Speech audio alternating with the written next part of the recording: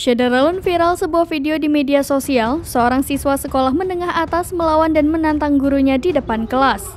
Aksi siswa SMA yang melawan gurunya itu direkam oleh salah satu murid yang ada di dalam kelas tersebut.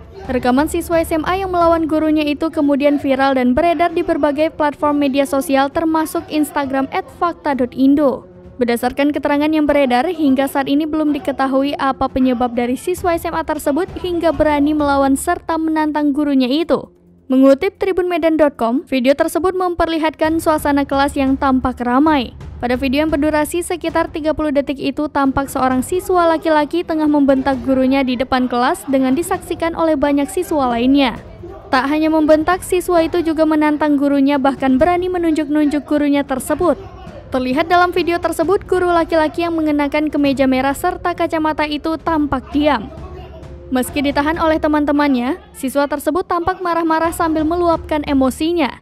Beruntung teman-teman sekelasnya serta seorang guru laki-laki berhasil menahan siswa tersebut hingga tak terjadi perkelahian antara keduanya.